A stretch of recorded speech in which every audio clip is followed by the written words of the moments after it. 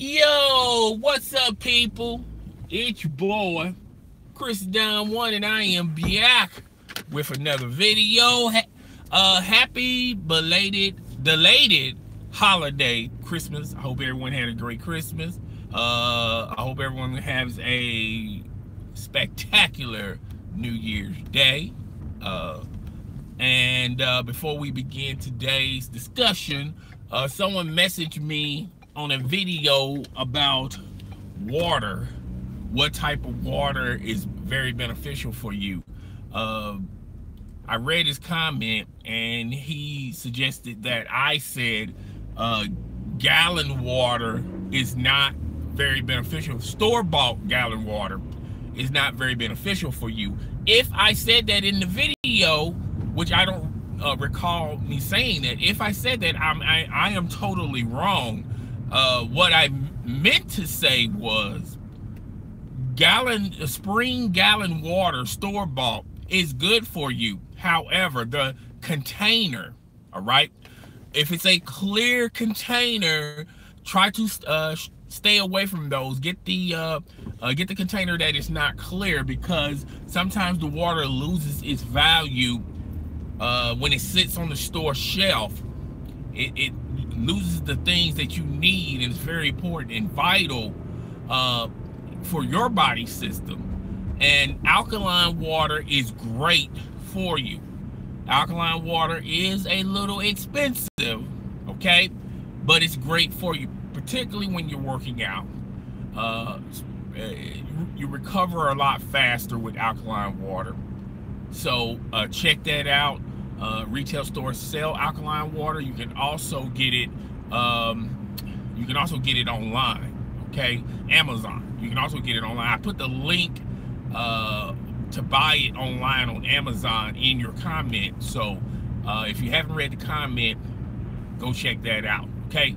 So without further ado, let's get into today's discussion. All right, and we're going to be talking about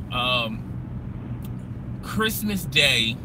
The Cavaliers played the Golden State Warriors, and the Cleveland Cavaliers lost. Now, a lot of people are thinking that the real reason why they lost was Kevin Durant fouled LeBron James in the final couple of minutes of the game.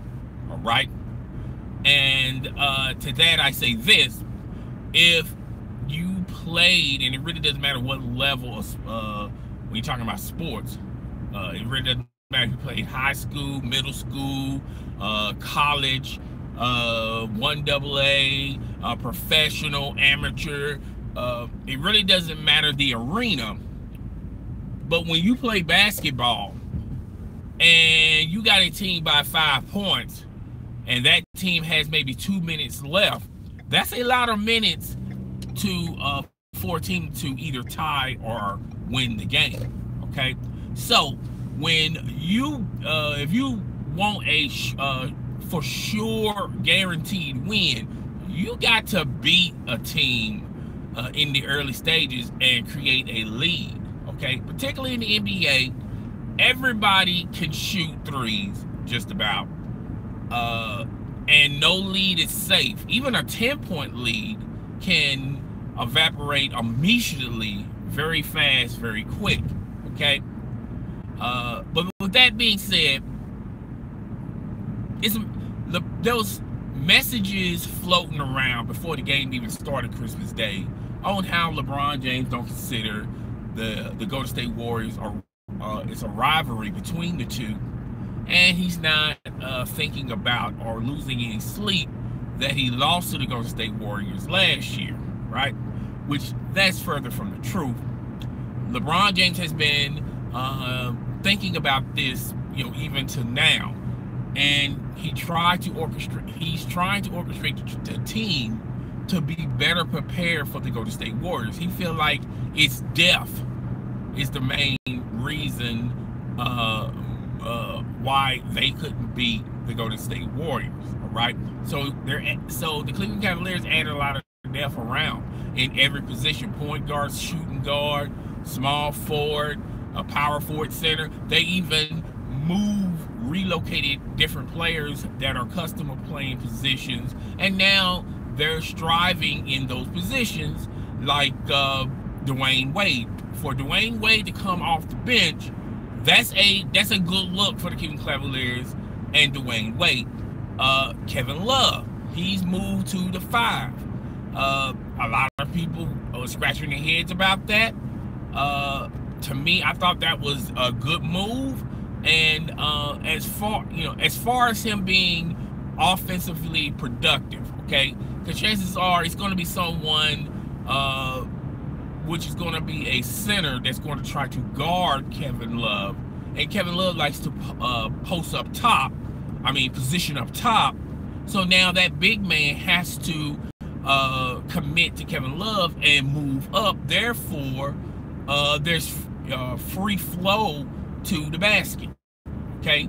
Or that center swaps with someone else, but now he's stuck with the other player that the other player had to defend, okay? So it still makes life difficult for the opponent, right? And Kevin Love is flourishing, okay? This is by far the best year of Kevin Love since he got traded to the Cleveland Cavaliers, all right? As well as Derrick Rose. Isaiah Thomas, he will be with the roster sometime in January, and we will have to wait and see how that works. But to me, I feel like, yet again, that's another added weapon that the Cleveland Cavaliers can utilize, particularly late in the season and in the playoffs. LeBron James had to play a little point, and he's doing very, very good at the point, okay? And they feel like these things are why they're going to dethrone the Cleveland Cavaliers, the Golden State Warriors. But at the same time,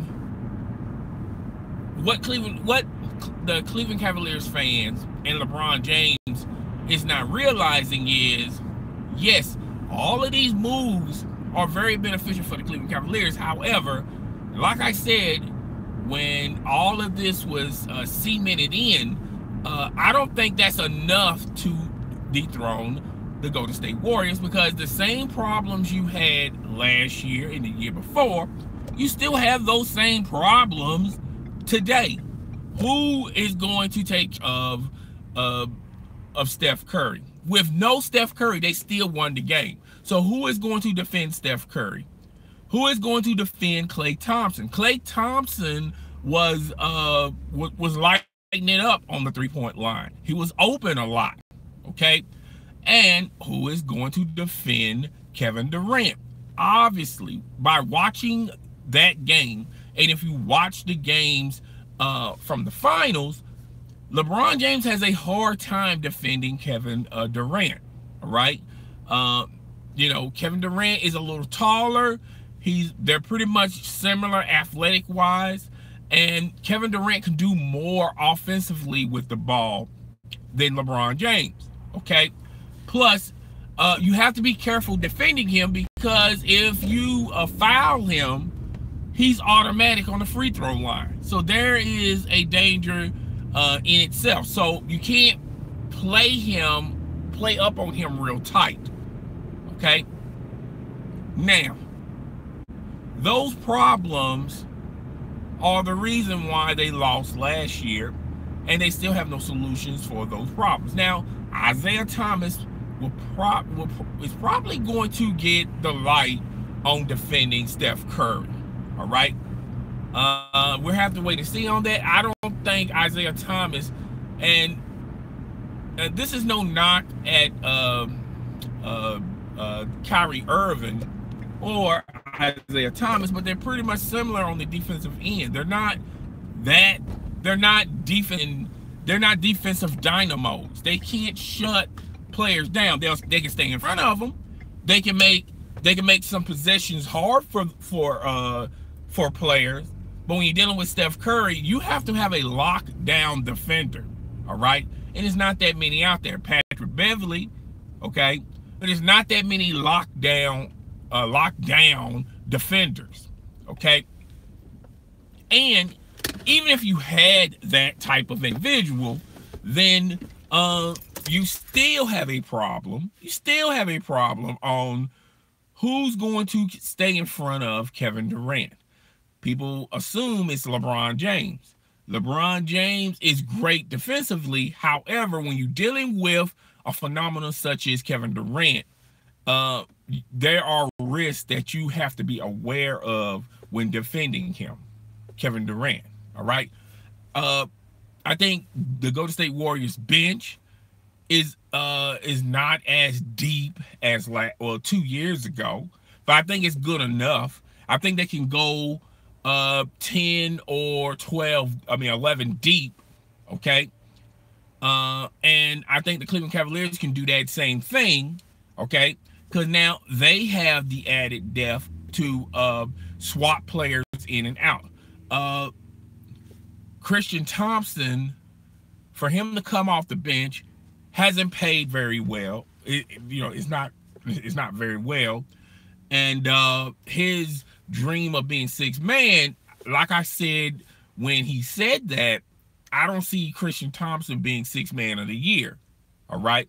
Because he's not going to get the necessary minutes to impress the judges out there for sixth man of the year. Now, there has been rumors floating around that the Clippers, as well as the Cleveland Cavaliers, are talking about a trade that will send Christian Thompson to the Clippers and DeAndre Jordan to the Cleveland Cavaliers. All right. Now, like I said in my video about that proposal, even though both teams are going to win in that deal, because the Clippers want to get rid of DeAndre Jordan's contract, take it off the books. And, the Cleveland Cavaliers want to get rid of Christian Thompson, okay, because they overpaid for him. Like I said in so many videos, it's amazing how the truth hurts. And after a couple of years, people can see for themselves that that was probably a bad contract. It was a bad contract, okay? Now, when you look at the teams that they're going to go to, DeAndre Jordan to the Clippers, to the Cleveland Cavaliers, offensively, other than dunking, that's pretty much it. And he's a liability on the free throw line, okay? But he's a great defender of in the post, so he's going to make the opponents are going to have nightmares messing with him. And when he goes to Cleveland, they're going to tell him, don't worry about offense and things of that nature. Just stay down low. Just be a defensive dynamo. All right. It's up to DeAndre Jordan if he wants to have that role. Okay. Now, when you talk about Christian Thompson offense is not that better either. Defensive wise, he's going to be a downgrade than what the Clippers had with DeAndre Jordan, but he still is going to give the Clippers quality minutes. He's going to start, obviously, okay? And now the ball, when you're talking about moving the ball around, it's just going to be Blake Griffin, all right? It's Blake Griffin or bust. They got rid of Chris Paul, now DeAndre Jordan, all right? So when you look at the Cleveland Cavaliers, the depth, when you look at the game, that they had on Christmas Day, it only proved one thing. They have more pieces to add if they want to have a chance of beating the Golden State Warriors. The only way I can see them beating the Golden State Warriors if Draymond Green gets suspended for a couple of games, if Steph Curry has a season-ending injury, and Kevin Durant goes back to the old OKC Kevin Durant mentally, okay, where LeBron James is mind playing him, which I don't see that coming. So that's the only way I can see the Cleveland, unless the Cleveland Cavaliers can add more pieces, all right. And there is a possibility out there that they've been trying to move J.R. Smith. They definitely been trying to move Christian Thompson. But are you going to get any type of players that's going to add to the roster? Probably not. You're going to probably get their pieces that they don't want. And probably those pieces are not going to be very beneficial for the Cleveland Cavaliers. All right. So we have to wait and see on that.